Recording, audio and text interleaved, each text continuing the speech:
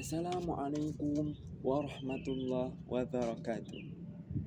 Perkenalkan, nama saya Muhammad Mulyono. Saya mahasiswa Universitas Wahid Hasyim. Prodi saya Hukum Ekonomi Syariah. Saya di sini akan membahas review literatur visual dengan literatur klasik dan literatur modern dalam kajian ulumul Al-Quran. Sebelum kita masuk dalam pembahasan literatur visual, saya bertanya kepada teman-teman terlebih dahulu. Ketika teman-teman membaca Al-Quran, apakah kalian pernah terpikir proses Al-Quran bisa bertahan dengan tanpa kekurangan sampai detik ini? Itu seperti apa? Penulisannya dari zaman Rasulullah itu seperti apa, dan metode-metode yang digunakan oleh para ulama itu metode apa? Nah, untuk kita menjawab pertanyaan tersebut akan terjawab jika kita membahas ulumul Quran. Apakah teman-teman juga tahu apa itu ulumul Quran? Ulumul Quran ini semua ilmu yang mencakup dan membahas tentang Al-Quran. Di antaranya terdapat cabang asbabun nuzul, qiraat, nasikh mansukh, dan masih banyak cabang-cabang yang ada dalam ulumul Quran ini. Namun ulumul Quran ini apakah sudah ada sejak zaman dulu? Nah, ini pertanyaan yang bagus. Kata Mana Khalil Al-Qattan, beliau mengatakan bahwa ulumul Quran ini memang pembahasannya benar-benar sangat luas. Maka perlunya kita mempelajari bukan hanya dari satu sumber. Namun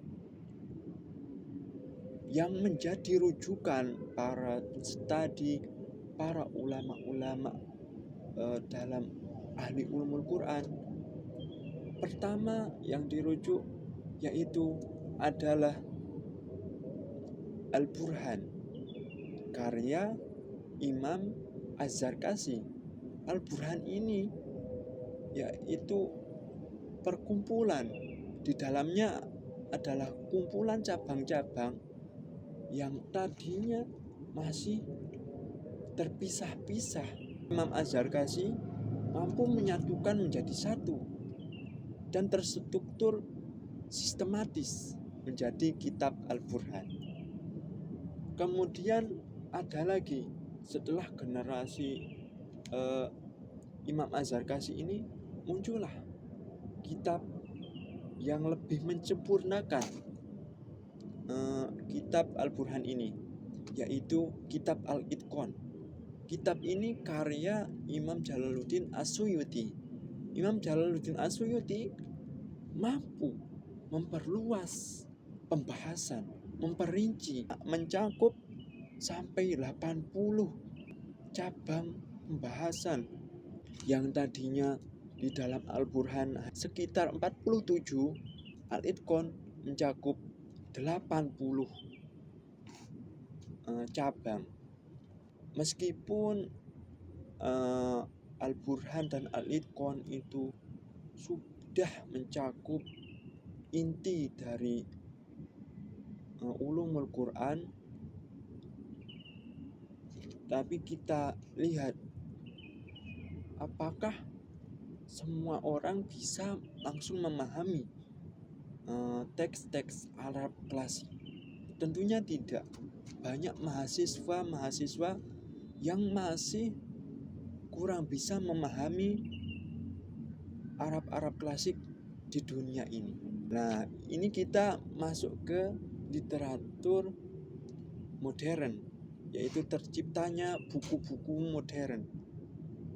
Salah satunya yaitu adalah karya Mana Khalil Al-Qatan tadi yang berjudul Mabahis fi Ulumil Quran. Mabahis fi Ulumil Quran ini menyusun ulang dengan bahasa yang lebih mudah dipahami para mahasiswa di seluruh dunia ini, dengan pembahasan yang tak kalah rincinya, namun tetap merujuk pada dua kitab yang menjadi rujukan utama para penstudi di dunia ini.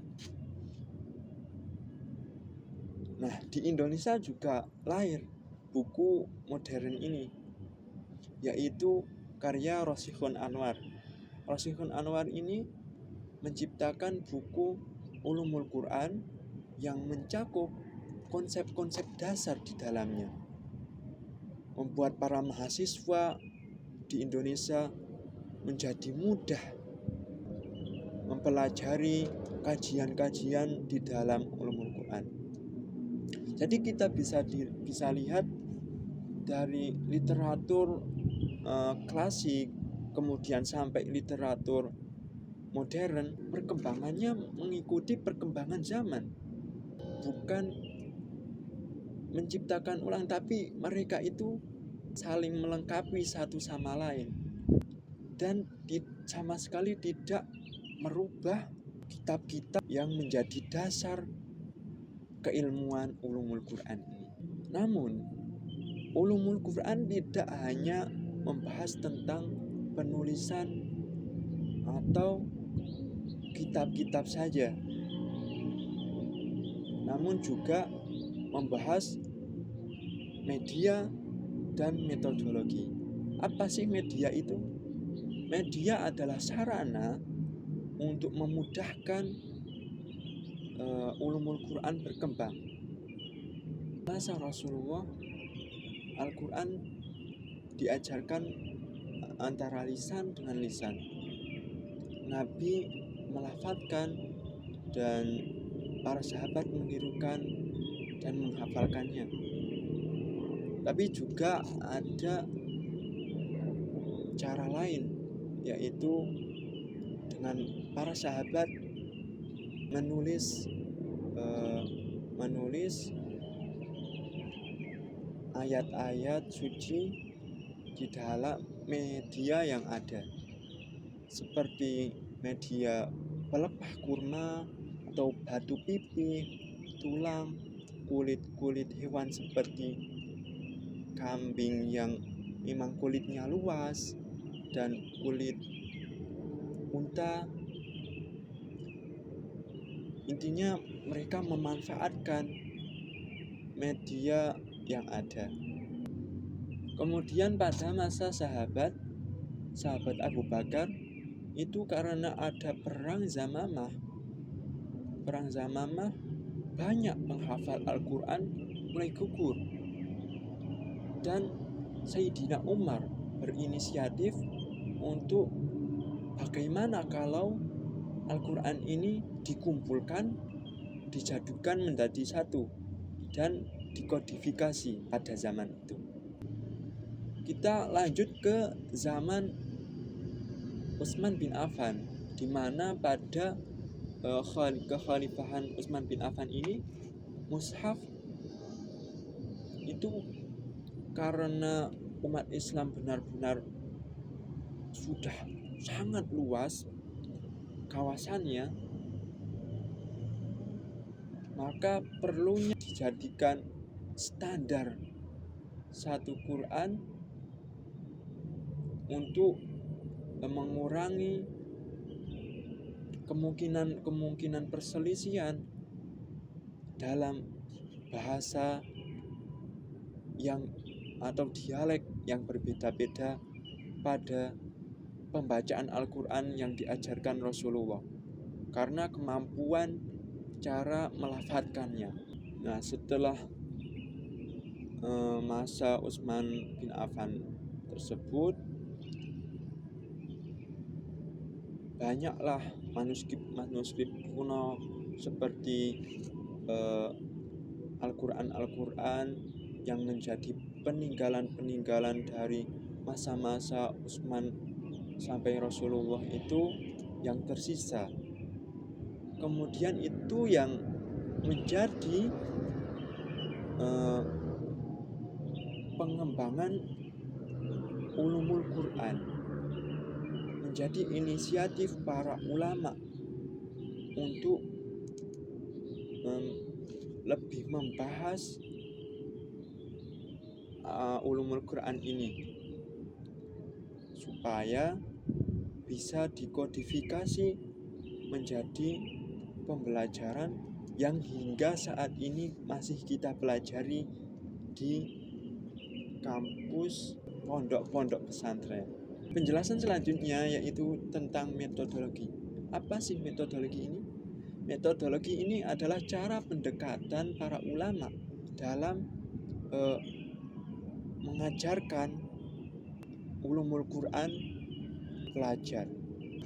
Jadi ulama itu mengambil sumber yang terpercaya, yaitu dari Al-Quran, hadis, dan riwayat-riwayat para sahabat, dan tidak sama sekali mengutamakan pendapat sendirinya. Jadi ketika mengambil dasar itu tidak dari pendapat pribadinya, namun lebih mengutamakan mencari dasar yang kuat, mencari riwayat-riwayat dan membandingkannya untuk diambil, dianalisis menjadi satu kesimpulan yang akan dijadikan menjadi dasar. Jadi para ulama tidak mengambil pendapatnya sendiri. Ini guna untuk mengambil dasar ulumul Quran yang bisa dipertanggungjawabkan dan keilmuan yang benar. Jadi teman-teman, media dan metodologi ini mereka saling melengkapi. Media memberikan perlindungan dalam perkembangan ulumul Quran, sedangkan metodologi memudahkan para pembelajar dalam mempelajari ulumul Quran. Kesimpulan dalam pembahasan kali ini, ulumul Quran berkembang sesuai perkembangan zaman, mengikuti generasi yang ada di dalam zaman tersebut. Dan tentunya ulumul Quran tidak pernah meninggalkan rujukan utama, yaitu kitab-kitab klasik yang dari ulama-ulama terdahulu sudah ada dan tidak meninggalkan dasar-dasar keilmuan yang terkonsep dalam kitab-kitab klasik tersebut.